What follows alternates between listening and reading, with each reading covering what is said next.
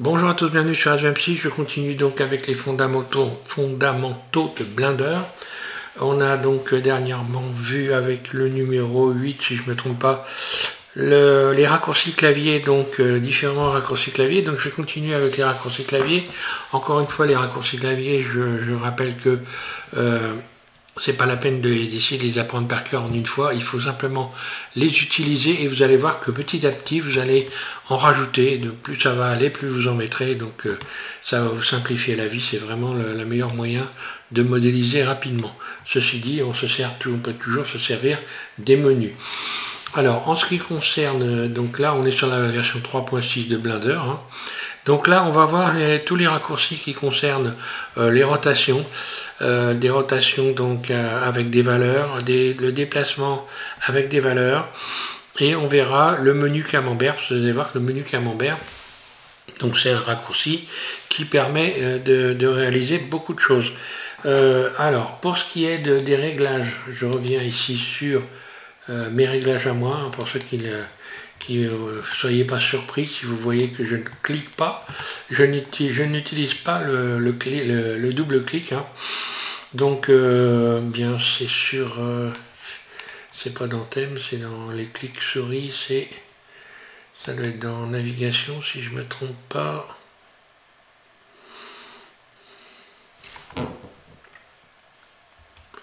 Oui, c'est dans interface. Vous allez voir ici ouvrir au survol de la souris. Donc moi quand j'ouvre mes menus, ils s'ouvrent automatiquement simplement parce que j'ai coché cette case ici, hein, dans interface. Si je la décoche, je suis obligé de cliquer. Bon, après chacun fait comme il veut. Ça permet quand même d'économiser la souris, d'éviter de racheter des souris tous les ans. Donc moi je préfère faire ça. J'ouvre mes menus juste en positionnant ma souris au-dessus d'un élément et ça l'ouvre. Voilà, c'est juste pour ceux qui ne comprendraient pas que j'ouvre mes menus très rapidement. Oui, c'est ça, voilà, tout s'ouvre comme ça. Donc ça, vous pouvez vous en servir si vous voulez gagner un petit peu de temps. Et on va commencer donc par les rotations. Alors les rotations, je vais commencer par évidemment ajouter un objet. Donc je vais prendre un cube comme d'habitude, hein. Et on va commencer par faire une rotation RR. Si vous cliquez deux fois sur R, là, vous bougez votre souris et vous voyez, vous pouvez bouger dans tous les sens. Là. Un clic gauche pour libérer. CTRL Z pour revenir en arrière. Ça, RR, c'est la première des choses. Ensuite, si je fais RR et que je rajoute une valeur, ben voilà ce qui se passe. Vous voyez, ça a tourné à 45 degrés, mais avec l'orientation de la scène. Je reviens ici dans cette vue-là, en vue 1. Dans vue 1, c'est-à-dire dans une vue axée. Alors une vue axée, pour ceux qui ne sauraient pas ce que c'est une vue axée, c'est une vue dans laquelle la scène est orientée par rapport ici aux axes. Quand je bouge ma scène en appuyant sur la roulette de ma souris, je désaxe ma scène.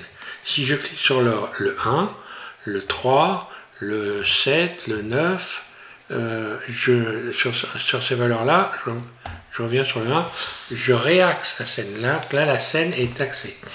Donc, si je fais une rotation en faisant un double R 45 degrés, ben voilà ce qui se passe. Ça a fait une rotation, un clic gauche, ça m'a fait une rotation sur l'axe X, parce que je suis en vue 1. CTRL Z, je reviens en arrière, je me mets en vue 3, donc avec l'axe Y qui est dans la longueur, ou dans la largeur, comme vous voulez, dans la largeur, RR 45, et voilà ce qui se passe. Ça va à l'envers de la scène. Alors que si je me mets en vue 1, je reviens en arrière, CTRL Z, je suis en vue 1, et là je vais faire un R45, et voilà, et là ça tourne bien dans le sens des aiguilles d'une montre, parce que je suis dans une valeur positive. Si je fais un R moins 45, eh bien ça va tourner dans l'autre sens. R moins 45, voilà. R 45, je refais, hein, ça tourne vers la droite. Je reviens un clic droit pour libérer. R moins 45, ça tourne vers la gauche. Ce qui veut dire qu'on a un côté de la scène qui est positif et un qui est négatif. Voilà. Ça, il faut toujours penser à ça. Enfin, c'est pas vraiment le plus important, mais bon, la scène, elle est divisée en plusieurs parties. Certaines sont positives, certaines sont négatives. Alors, ensuite, ici, si je me mets en vue de dessus, en cliquant, bah là, j'étais peut-être en vue de dessus, non, je suis en vue 1, ouais, vue de dessus 7, bah c'est pareil, si je fais une rotation R45, ça va tourner vers la droite, hein, et R-45 vers la gauche, ok? Donc ça, important. Maintenant, si je fais une rotation par rapport à la vue, c'est-à-dire dans la scène qui est désaxée. Donc j'ai appuyé sur la roulette de ma souris, je désaxe la scène, et si je fais une rotation 45, eh bien ça suit la scène qui est désaxée. Ça se comporte Shift, si je fais une rotation R-45, qu'est-ce qui s'est passé? Je suis revenu normal, comme position de départ. Je recommence, R-45, et voilà, ça reprend la scène désaxée. Donc ça, c'est à savoir. Pensez toujours que quand vous allez faire des mouvements, vous allez appliquer des mouvements divers à vos objets, eh bien, l'orientation de la vue est importante. Si je me mets comme ça, ou si je me mets comme ça, si je fais une rotation R45, ça ne sera pas pareil, évidemment, et si je suis dans une vue axée. Voilà. Donc là, on voit que ça s'est un peu désaxé. Je ne sais pas pourquoi, d'ailleurs, mais enfin, bon, je ne devais pas avoir la scène tout à fait bien positionnée. Donc, on voit la rotation simple. On peut faire une rotation donc sur les axes maintenant. Donc, l'axe Y qui se situe ici. Et si je fais une rotation 45 RY 45, ça tourne autour de l'axe. RY moins 45, ça tourne de l'autre côté. Une rotation sur l'axe X, RX 45, vous voyez, et RX moins 45. Et là, c'est pareil, regardez ce qui se passe. RX 45, là, ça part sur la... Quand on regarde de ce côté-là, ça part sur la gauche. Et évidemment, si je regarde de ce côté-là, R moins 45, ça part à droite. Si je suis donc dans une vue, dans la vue de gauche, en faisant donc CTRL 3, voilà, R 45 et R moins 45 de l'autre côté. Là, voilà.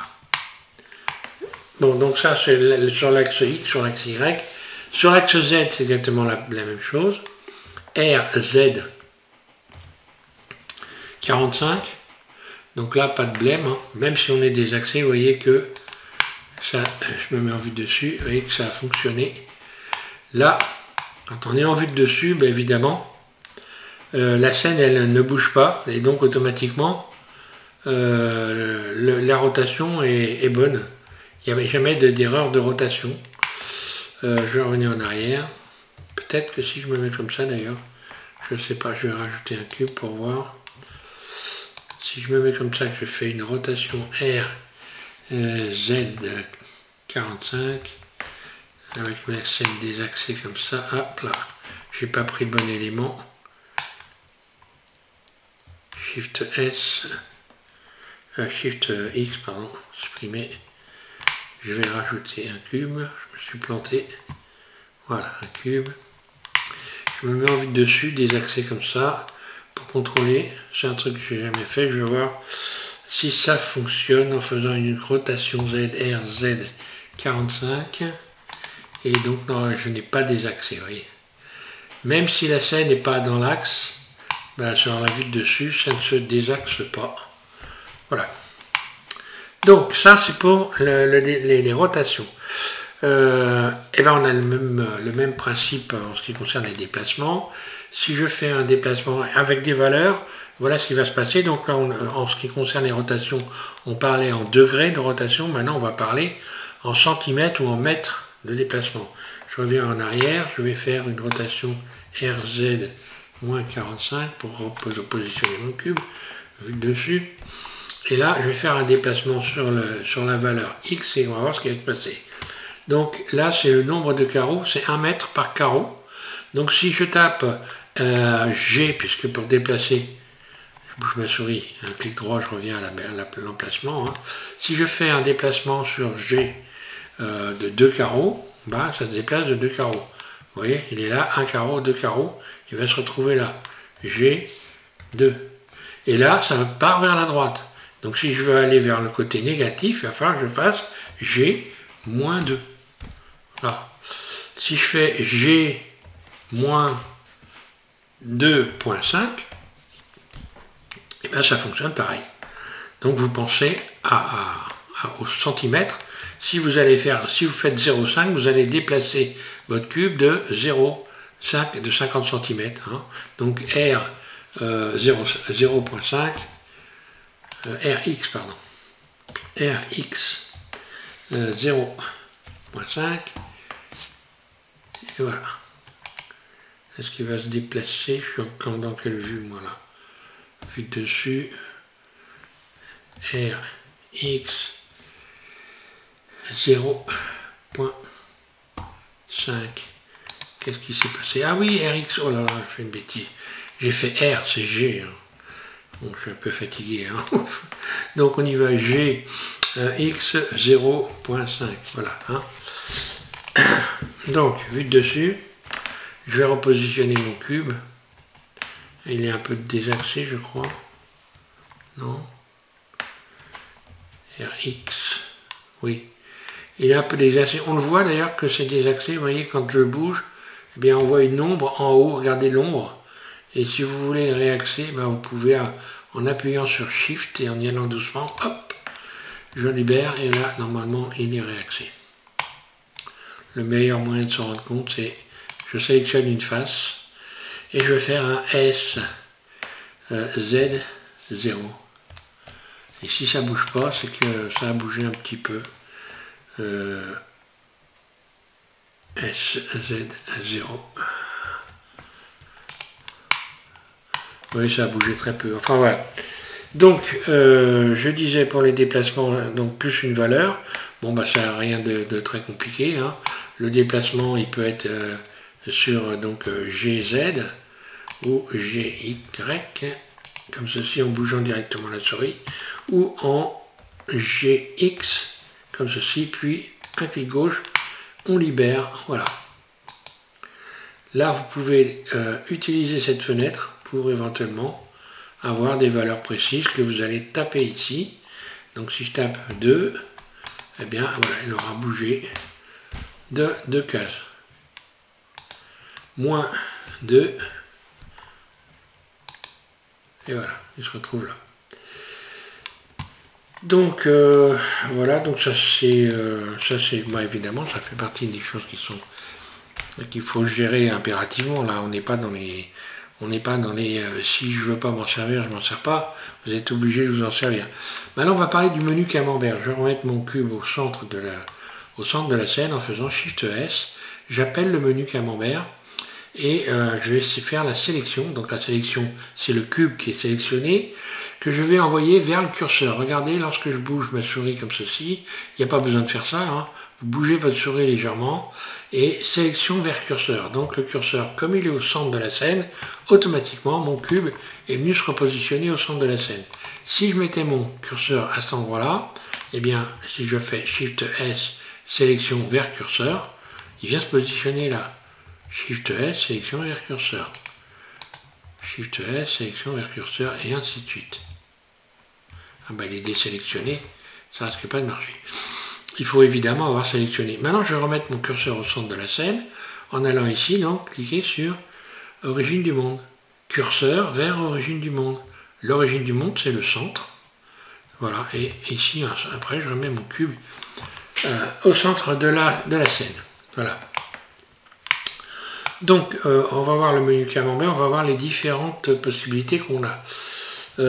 Ici, donc, bon, on voit qu'il y a eu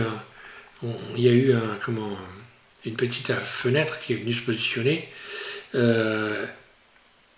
où il y a marqué décalage. Donc par exemple ici, imaginons, je suis dans le mode, je vais vous expliquer à quoi ça sert. Je suis dans le mode édition, donc je clique sur Tab, je sélectionne tout mon cube, je me mets en vue 1, ou en vue 2, oui en vue 1, et je mets mon curseur à cet endroit-là. Vous voyez, un clic gauche pouvez déplacer votre curseur comme ceci. Et je vais appeler le menu camembert. Alors attention à positionner votre curseur à peu près au milieu de la scène de manière à voir le menu camembert assez correctement positionné dans la scène, de manière à pouvoir le lire facilement. Shift S, j'appelle mon menu, et je vais envoyer ma sélection vers le curseur. Regardez ce qui va se passer, ce qu'on a fait dans le mode objet, l'objet entier se déplacer vers le curseur. Là on est en mode edit, et regardez ce qui se passe, il disparaît. Donc l'objet est bien venu se positionner sur le curseur. Ici, vous voyez que l'axe central de l'objet, c'est-à-dire l'axe de pivot de l'objet, hein, il se situe ici. Donc lui, il est resté bloqué là. Et maintenant, si je clique sur le décalage, mon objet s'est décalé. Mais maintenant, si je fais une rotation de mon objet, R, alors, si l'axe de l'objet est positionné là. Si je passe en mode objet et que je fais une rotation, en le sélectionnant, R, regardez, le pivot, l'axe de rotation n'est plus au bon endroit. Ça, il faut s'en méfier quand même. Pour venir le remettre en bon endroit, on va dans, ici, objet, définir orientation, définir origine, donc ça s'appelle l'origine de l'objet, le centre hein, en fait, et origine vers géométrie. On voit que le petit point ici est venu se positionner là.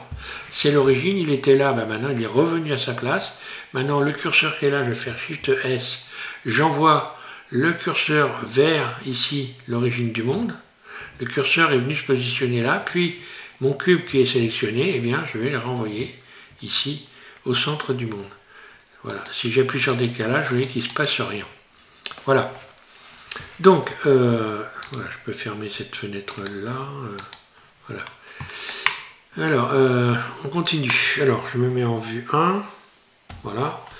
En vue 1, Shift S, mon curseur vers le centre ici. Et maintenant, je vais voir, on va voir, donc, on va voir ça. Tiens, par exemple, sélection. Alors, on a vu. Alors là, on a exactement la même chose, vous allez voir. Ici, on a sélection vers curseur.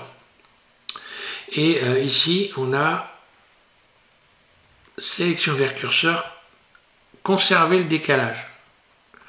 Donc ce qui m'est arrivé ici avec quand l'objet est venu se positionner, est venu se concentrer sur un seul vertice, on va regarder si je me mets par exemple dans le mode, je vais essayer d'être clair, je passe en mode edit, et là je vais dans le menu, je vais utiliser pour venir déplacer par exemple mon objet vers ce curseur.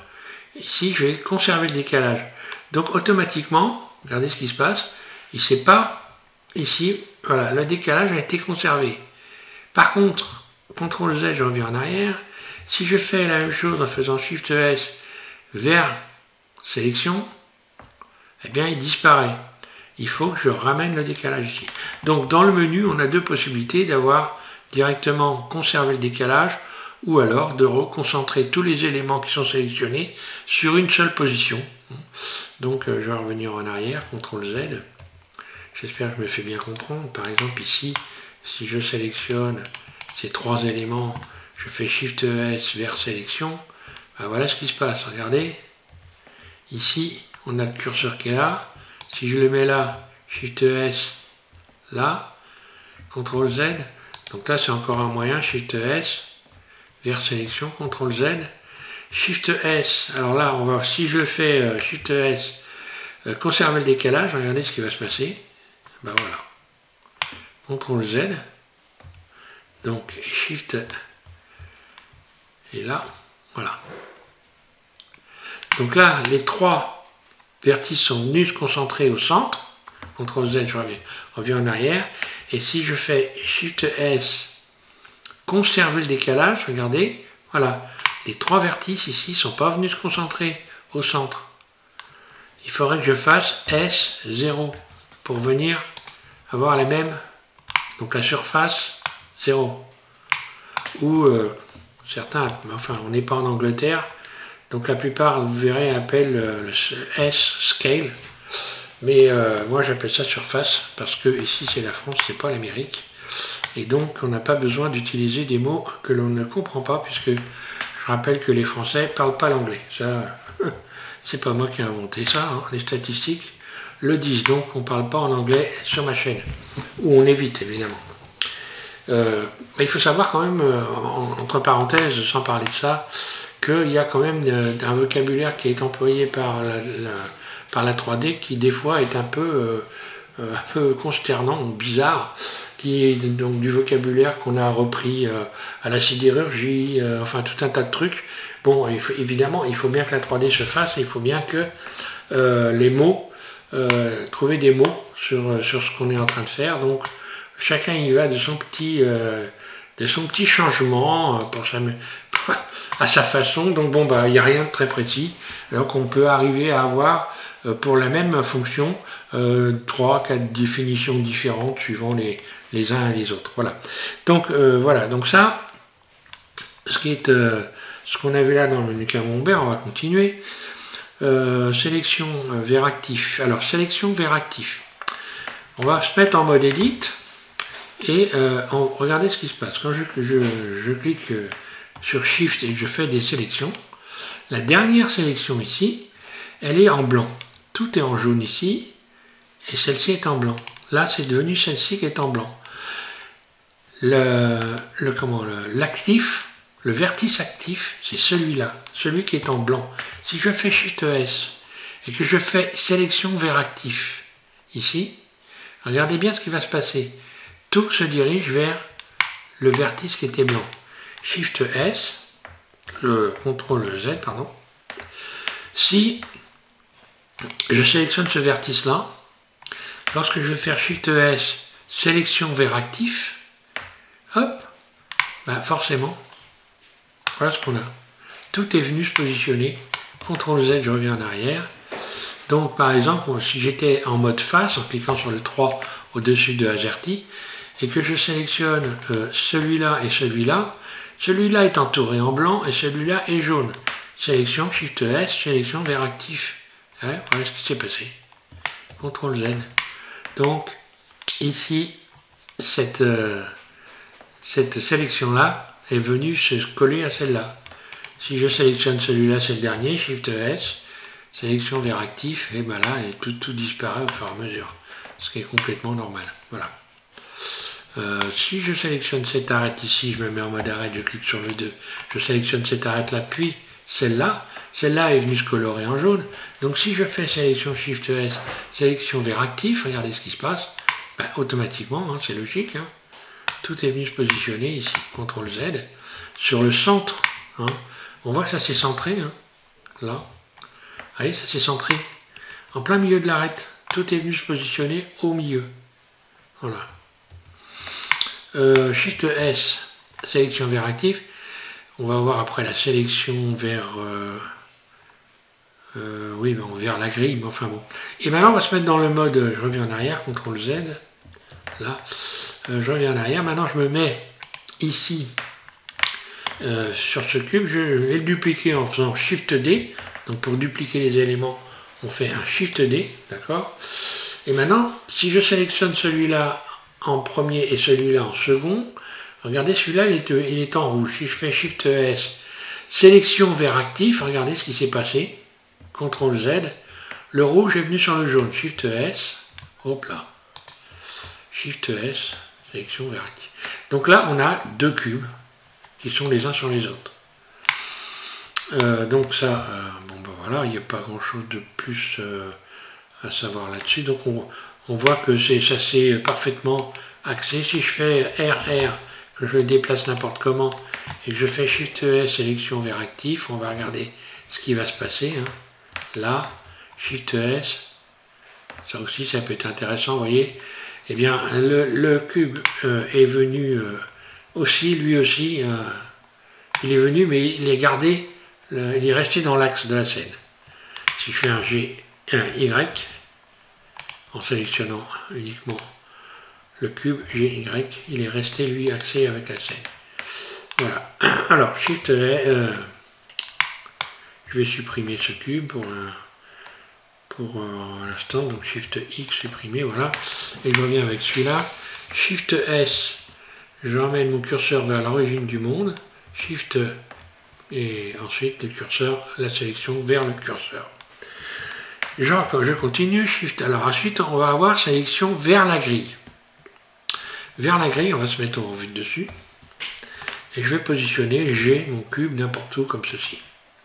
Donc la grille, on l'a derrière, ici. Hein, c'est celle qui permet de faire des choses avec de façon relativement précise. Si je fais ça, Shift S, sélection vers la grille, vous avez vu que c'est venu se recentrer ici. Par exemple, je vais déplacer ça là, Shift S, sélection vers la grille, c'est venu se recentrer pour avoir ici les coins qui sont bien positionnés sur un carreau de grille. Si je fais ça, vous voyez que là, voilà, là j'ai ce coin-là qui est au milieu d'un cube, d'un carreau, Shift S, sélection vers la grille, et hop, est venu se positionner correctement.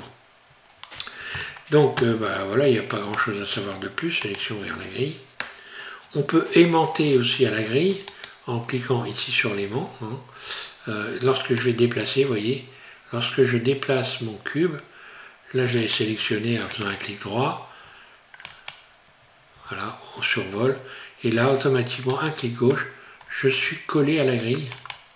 Je ne peux pas faire autrement, un clic gauche, que d'être collé à la grille. Voilà. Donc ça peut servir, évidemment.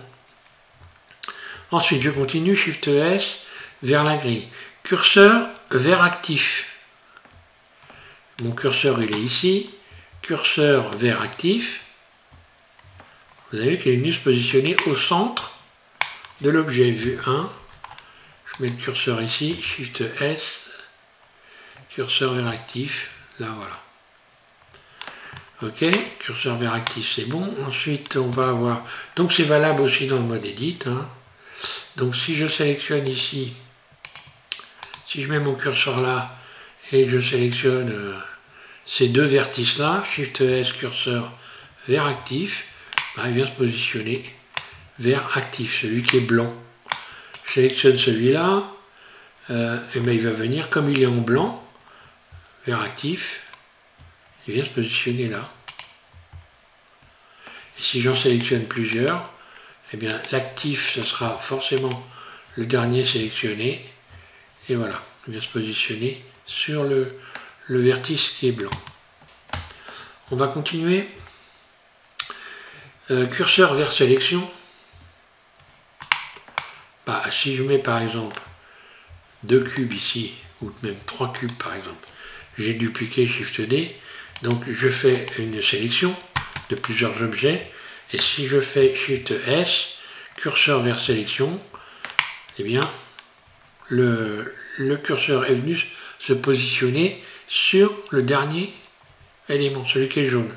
Je commence par celui-là, je vais finir par celui-là, pardon. Je finis par celui-là, et là si je fais curseur vers actif, ce qui est considéré comme actif, c'est le jaune. Maintenant, si je fais une rotation RZ, vous voyez ce qui se passe? Vue de dessus, R, Z.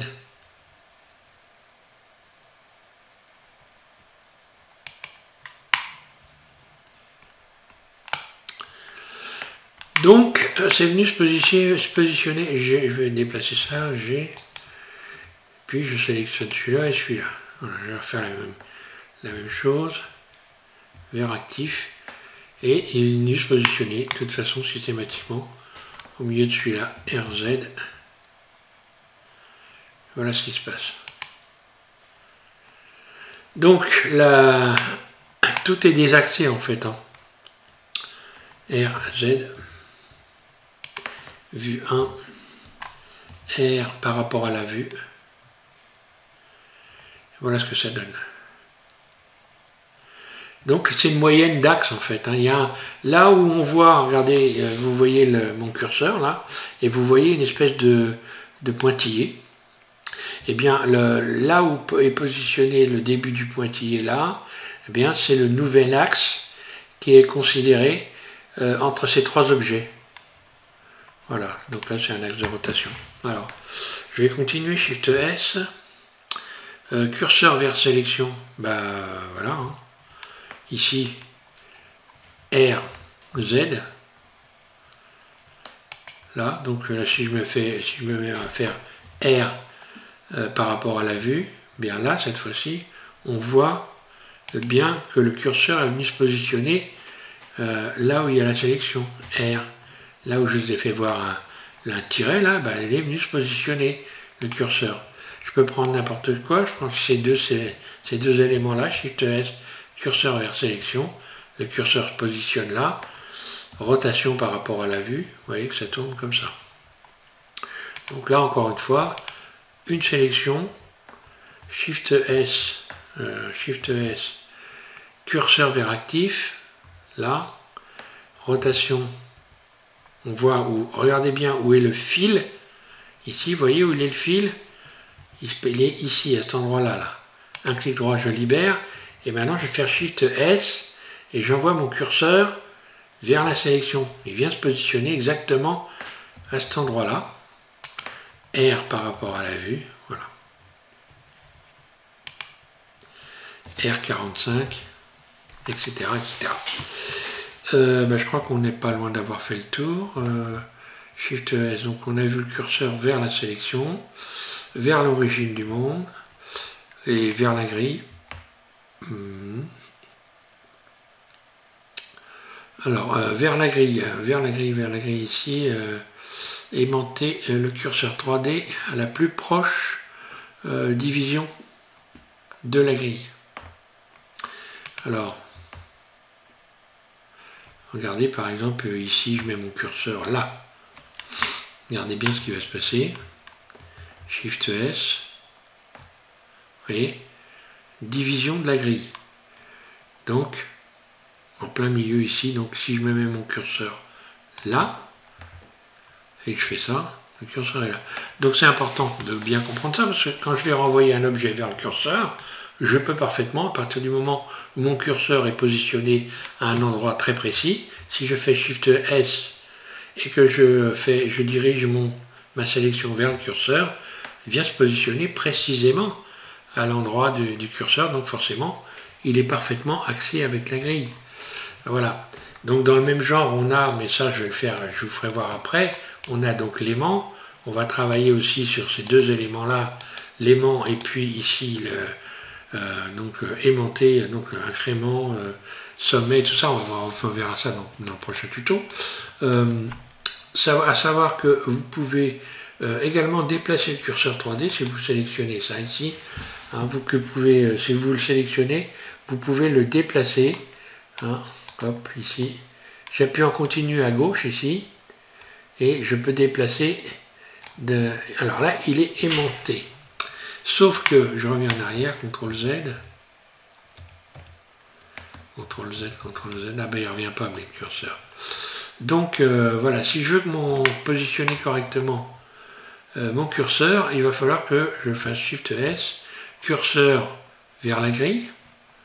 Oui, il y est là, non? Sélection curseur vers la grille, oui, je fais n'importe quoi moi. Voilà, curseur vers la grille, et si je sélectionne ici l'aimant, eh bien lorsque je vais déplacer mon curseur, il faut que ma souris, mon curseur de souris, lui, soit positionné, parce que regardez, vous voyez, j'ai appuyé, et ça l'a déplacé un petit peu. CTRL, mais bon, je refais la démonstration après. Hein. CTRL, ben là je peux faire pas, si je fais CTRL Z, ça ne revient pas.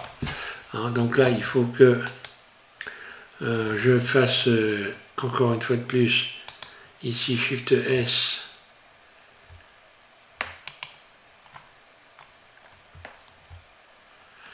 le curseur vers la grille, voilà, il est venu se positionner là. Voilà, et donc maintenant, si je veux que ça ne se déplace pas, je vais aller ici, et je vais aimanter absolu à la grille. Voilà, ce qui fait que maintenant, si j'attrape le curseur, regardez, je le sélectionne, et là, il sera automatiquement toujours collé à la grille. Il n'y aura pas de décalage. Si je ne fais pas ça, lorsque je rajouterai un objet sur le curseur 3D, eh bien petit à petit, il finira par se désaxer. Voilà, donc ça c'est un truc qu'il faut penser, mais on va en reparler de toute façon. Hein. Vous voyez, quand j'appuie ici, en ayant désélectionné cet élément ici, donc aimantation absolue à la grille, lorsque je viens cliquer sur mon curseur avec clic gauche, j'appuie en continu. Et vous voyez, il a bougé mon curseur. Et donc forcément, quand je vais le replacer quelque part, bah, il sera replacé avec le premier déplacement que je viens de créer. Voilà. Eh bien écoutez, je vais sur ce... Là, on a vu, je pense, des choses intéressantes avec ce menu. Que vous dire avant que je ferme ah oui, alors donc en ce qui concerne, voilà, je vais m'arrêter là, mais vous pouvez régler ici, lorsque vous allez en bas dans menu ici, hein, vous pouvez régler la dimension. Vous avez des valeurs ici, donc menu circulaire, on le voit là. Vous pouvez régler la dimension de votre menu. Hein. Si il vous paraît trop grand, c'est ici rayon. Donc là, si je fais par exemple 50, un clic gauche ici, voilà. Si je fais 50 et que j'appelle mon menu ici, là, vous voyez qu'il est devenu tout petit. Donc après, c'est une question de confort, mais je le dis parce que bah, moi, de toute façon, j'ai pas tellement le choix, parce que pour faire des tutos, il faut bien que je fasse voir les éléments suffisamment grands pour qu'on ne se plante pas. Shift S, voilà. Pour que vous puissiez bien apprécier ce que j'essaye de vous expliquer. Voilà. Bon, bah, je pense que je vais donc continuer. Prochain tuto, on va travailler toujours sur des raccourcis clavier. Je vous rappelle que lorsque vous sélectionnez un élément, si vous appuyez sur la barre slash, non seulement ça fait un zoom, mais ça fait disparaître les autres. Lorsque je rappuie sur la barre slash, je peux récupérer tous les objets.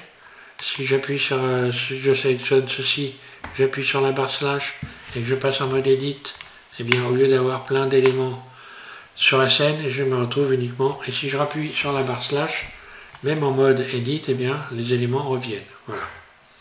Ça, c'est important à savoir.